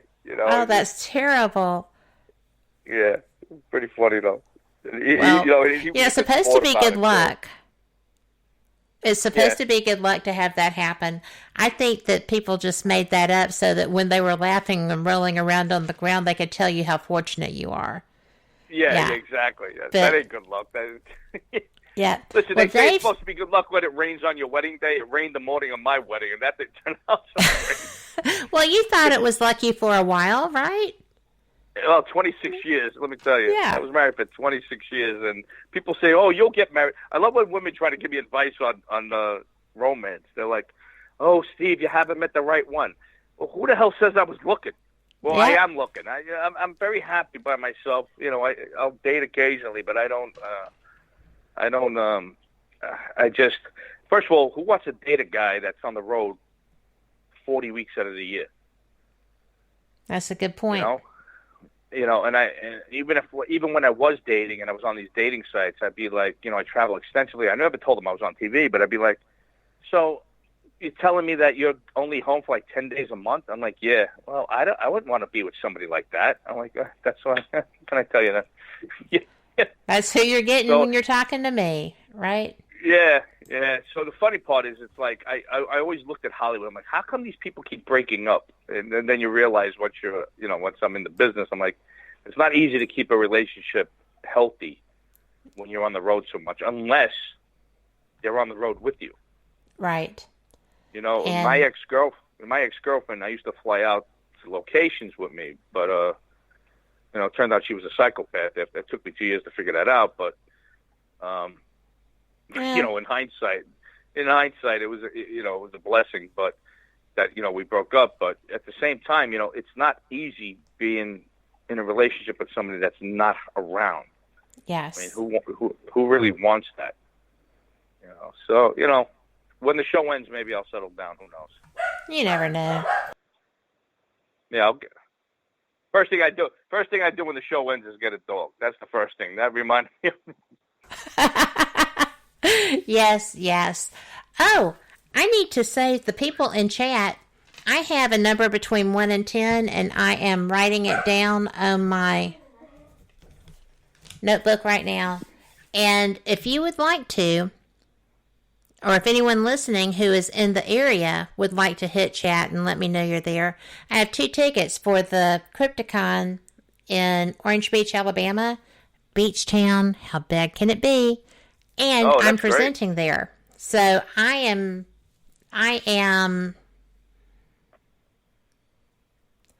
David Glidden. I didn't even finish saying what I was giving away. You won it. And you're not coming to Orange Beach because you're up there in the frozen north. But you won. I will send you my presentation. So that's awesome. Well, believe it or not, it's on ufology. Congratulations, Dave. Yep. And it is October 25th and 26th. So you got a few weeks to plan a trip. Yep. You're going to have a baby by then. And y'all, I do apologize. That is Tipper and Kylie the Wonder Lab making their appearances. They haven't done so in quite some time, and they're excited for Steve. So how are you going to keep them down, right? Steve, Dave actually wanted to know if you'd ever had an actual full episode that was so ridiculous you couldn't use it. No, we've never had an episode that didn't air. We vet very well. I mean, our vetting is pretty intense. We don't just show up at somebody's house and hope they have the paranormal. We vet very well, and to the point of all kinds of stuff. Criminal background checks, stuff like that. There's a lot of stuff that goes on behind the scenes before we pull the trigger on a client. And ultimately, the Travel Channel has the say-so whether we can do it or not. So we'll submit, let's say, 10 episodes, and they may turn around and say, all right, you can do these 8, but you can't do these 2. For whatever reason, because the network owns the show. So whatever reason they say, and I don't know what the reasons are. When they turn down an episode, they turn it down for their reasons, and we don't ask why. Couple of the cases, I can understand why they did not want us to do it. I can't get into it, but they're usually pretty good though. The network is very supportive and very, very confident in our selection, so to speak. So they know we vet well. They know we do our job. I mean, we've been doing it for almost 9 years. So you do a good job. Really. Yeah. Well, I think that one of my favorite things is the ending. When the reveal. The reveal, and when you go through all the things and the people are just like completely jonesing because of all the stuff that's in their house they didn't know about. And then you help them find pathways to peace. I love that you still help people even in this job. Well, I always say, as much as I complain about being on the road and the inconvenience and the uncomfortability of being on the road, when I see a client smiling with crying from happiness that they have a relief, they know what they can do to fix it, that's worth me sleeping on a rock-hard bed. And, that's worth me taking a shower in a tub, All the things. That's worth it to me. That, for me, at the end of the day, when I see a look on their face of relief and knowing what the hell's going on, I mean, some of it's horrific for them, but at the same time, if we hadn't come in and investigate, they would never know, and something really bad could have happened had we not identified it and gave them a way to fix it. So we're almost like their last hope, You are their last hope. Yeah, I call me and Amy the final option. That's you are. That's an apt description. Yeah, and that gratification of helping people. I've been doing it my whole life. My whole life has been public service. From when I was 17, when I joined the Marine Corps, to the police department, and now it's basically been in public service my whole life. And to help people that are at the end of their rope, it's very satisfying and very gratifying at the same time. So. And you leave them with hope. Yeah. And I'm still in contact with a lot of clients. I talk with them on Facebook. Some clients I'm very close with. They have my we talk on the phone. But I've made a lot of nice connections with people, even experts I've spoken to on the phone and stuff like that. So it's nice, and some clients, if I'm back in the area, I'll meet up with them and grab dinner or something like that, and that's always nice too. Well, we've had one of your clients in the chat room all night, and we have one more question. You have to answer this quick, but he wanted. Everything that he has said about you has been so complimentary about y'all's work. And the question is, do you have a favorite case?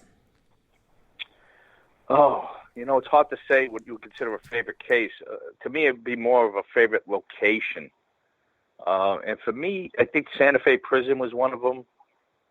Alcatraz was one of them. I guess because of the cop in me. Oh, yeah. Because...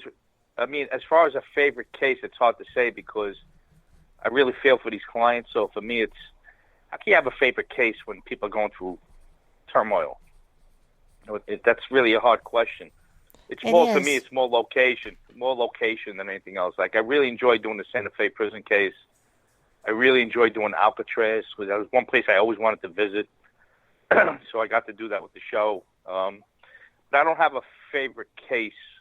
per se. It's just for me. It's more location than anything else.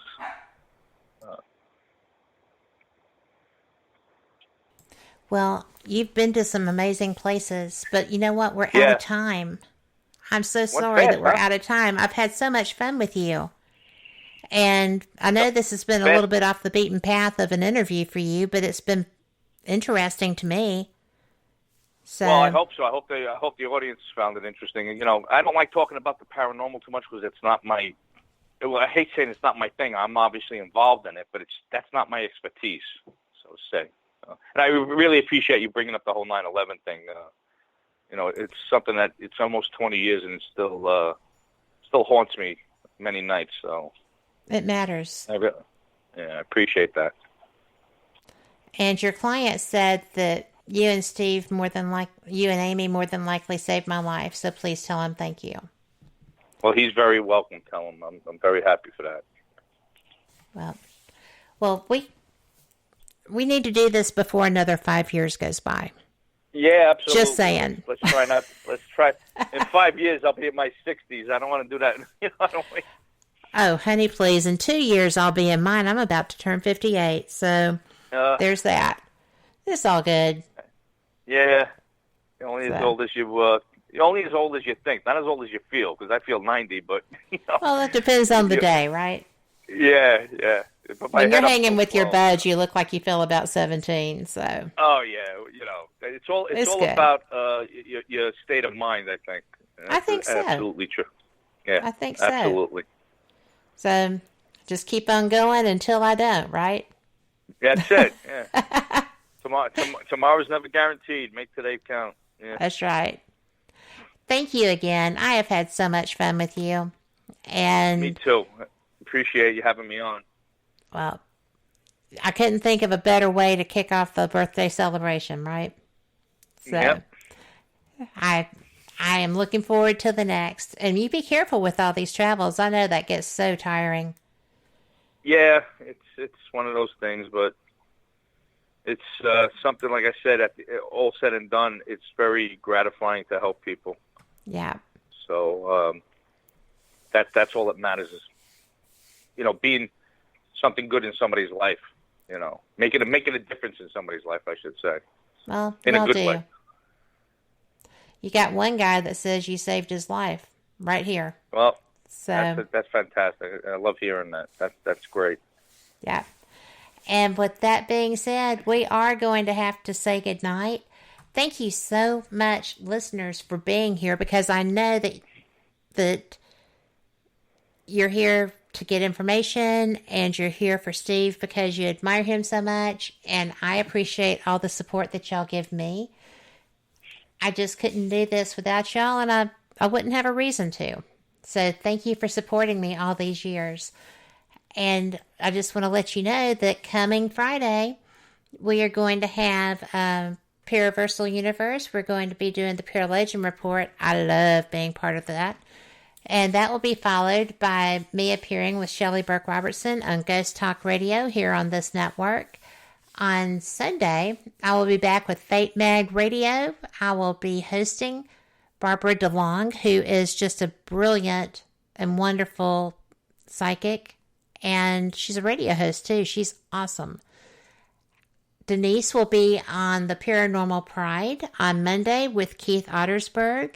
And then I will return with another version of Paranormal Experience with my friend Krista Segeray, the ghost boy of Geneseo, who is going to be hosted on a new Travel Channel show, or is going to be appearing on a new Travel Channel show for an episode. He's going to tell us about that. So, y'all have fun. Go out there. Be the change you want to see in the world, because you know what? We can manifest that. You are in control of you, and you affect other people. So, you know what? When you wake up, just decide it's going to be a good day. Take that forward with you. We got that power, folks. So, thank you. I appreciate that. But it is. We do have that. And everybody gets to choose when they wake up what kind of day they're going to have. So, y'all take care. And I will see you same cat time, same cat channel. Good night. I love it.